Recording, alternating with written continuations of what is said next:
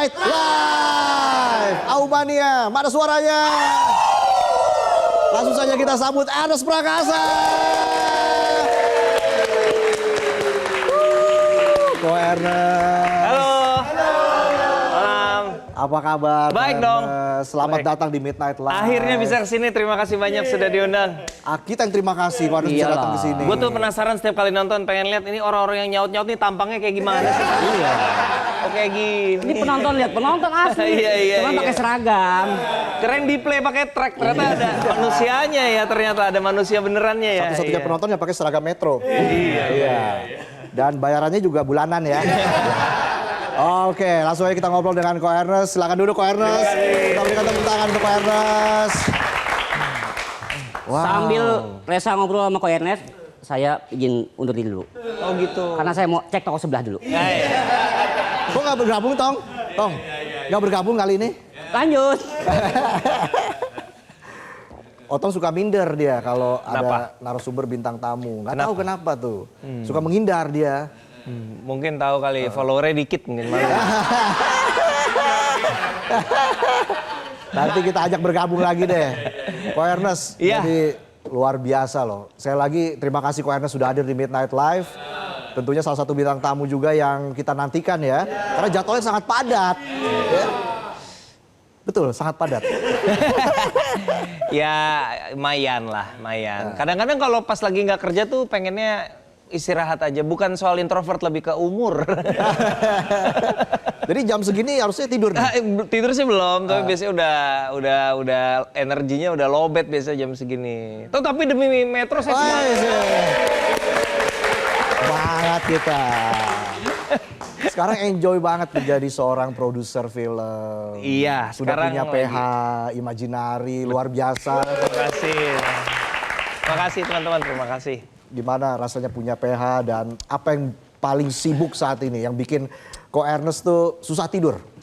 Susah tidur karena tinggal meninggal mau tayang ya. Biasa produser sutradara kalau filmnya mau tayang pasti aduh gitu sih, pasti gitu. Tiap Seminggu malam. lagi ya?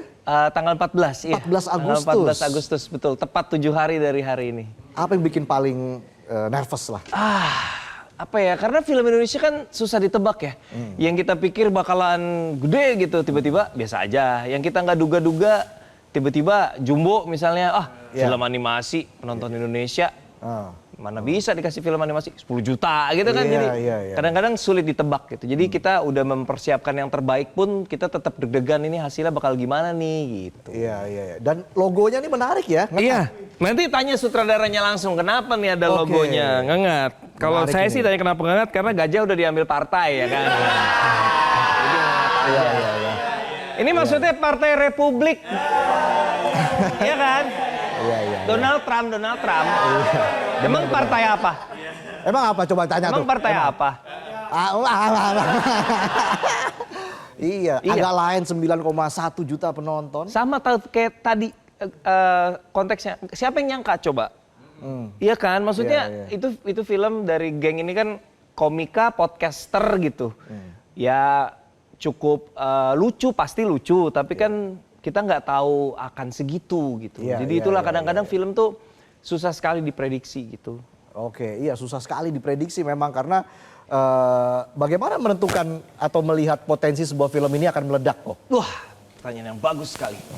Bagaimana menentukan film ini akan meledak? Jawabannya adalah tidak mungkin. Tapi pertanyaannya valid sebenarnya kalau nggak tahu bakal hasilnya gimana cara milih film mana yang mau dibikin kan gitu. Iya. Apalagi kan mungkin ada orang yang bikin film berdasarkan mungkin sesuatu fenomena viral atau Iya. adaptasi. Kalau Imaginary kan kebetulan yang bikin gitu udah banyak. Kita coba cari yang beda yuk. Kita coba berfokus pada original story. Oke. Makanya kita bikin Jatuh Cinta seperti film-film. Iya. apa Piala Citra namanya? ya? Iya, terus ada Kakak Bos, ada Kakak Bos. dia termasuk Tinggal Meninggal juga original story gitu. Jadi kalau tanya, tahu dari mana ini bakal sukses? Sebenarnya sih nggak tahu. Cuman kita kan berlandaskan pada skenario. Kalau kita merasa skenarionya menarik, terus tipe ceritanya ini masih masuk akal, dalam arti secara budget produksi juga masuk akal gitu. Kita coba yuk gitu. Kalau misalnya ceritanya menarik, tapi ini syutingnya di bulan gitu, kayaknya agak mahal ya gitu kan. Maksudnya Budgetnya. adegan luar angkasa, Iya. kayaknya mahal ya gitu. Tapi kalau kita lihat, oke ini ide ceritanya menarik, skenarionya kayaknya kalau ngebaca gini, kalau produser kan biasanya kalau kita baca skrip kita mulai bikin hitungan kasar lah. Iya. Ini budgetnya berapa sih Betul. skrip ini gitu kan.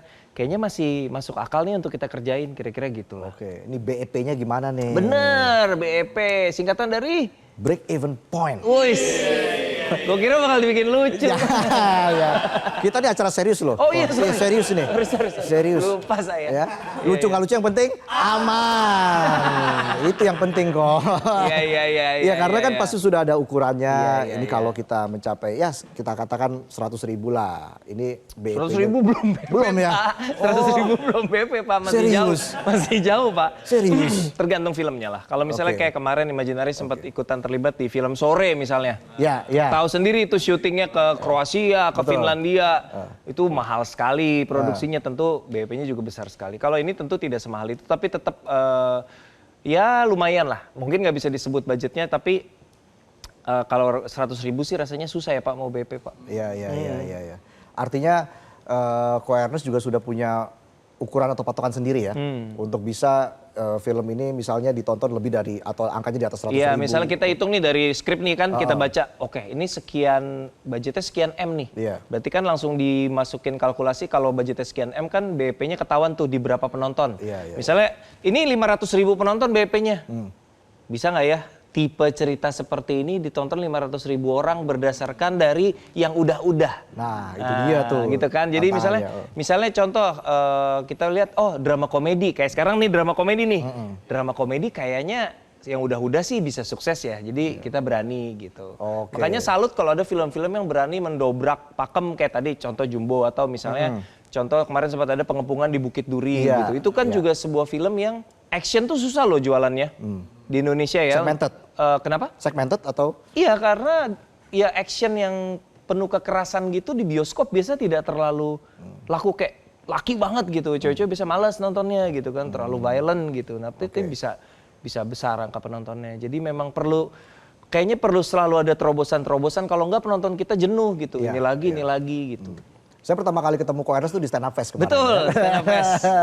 Ko-Ernest nge-MC, nggak kangen ini stand up lagi? Kangen sih banget, kangen banget. Tapi kita stand up aja sekarang apa? Guys, langsung lu luar biasa. Kan kita kan juga dulu kan awal stand up juga bolak-balik ke sini mulu ya kan. Ini salah satu founder stand up komedi Indonesia. 2011 Pak, udah 14 tahun lalu kita 14 tahun mandir lalu. ke sini ya, 14 tahun lalu. Menyangka sekarang bisa menjadi seorang sineas besar Indonesia. Waduh. Loh iya dong, dengan penjualan sampai 9 juta lebih bakal kalau kita total Ya dengan kan nggak sengaja juga. Kita mah yang penting bikin film, yang penting kita prinsipnya gini, milih cerita mana yang dibikin itu, yang penting kita suka sama ceritanya. Kita excited baca skripnya, itu yang paling penting. Oke. Karena kalau mikir bakal laku, ngincer laku, iya kalau laku. Iya. Misalnya nggak laku, udah mengerjainnya nggak happy, hasilnya juga nggak happy, double dong sedihnya. Oke. Kalau misalnya kita pilih skrip yang kita suka, hasilnya nggak laku, at least kita ngerjainnya happy. Minimal Jadi gitu lah. punya PH sendiri itu kita lebih idealis. Betul. Kenapa harus punya PH sendiri? Karena dengan begini satu-satunya cara supaya kita bisa punya idealisme yang terserah kita mau bikin film apa suka-suka gitu. Wow. Suka-suka kita. Jatuh Cinta Seperti Film-film itu kan film hitam putih ya? Iya. Mungkin banyak orang ngapain lu bikin film hitam putih buat bioskop? Udah gila kali ya. Bagus ceritanya gitu kayak. Ya PH sendiri ini ya kan ya. Suka-suka gitu ceritanya bagus pas baca skripnya kayak gila kok bisa ya, buktinya menang FFI kan. Maksudnya Betul, dari sejak betul. baca tuh kayak ini Iya. skrip. Waduh bagus banget. Ya udah kita bikin deh gitu. Jadi ya enaknya punya PH sendiri, kita bisa bikin film apapun yang kita mau gitu. Oke.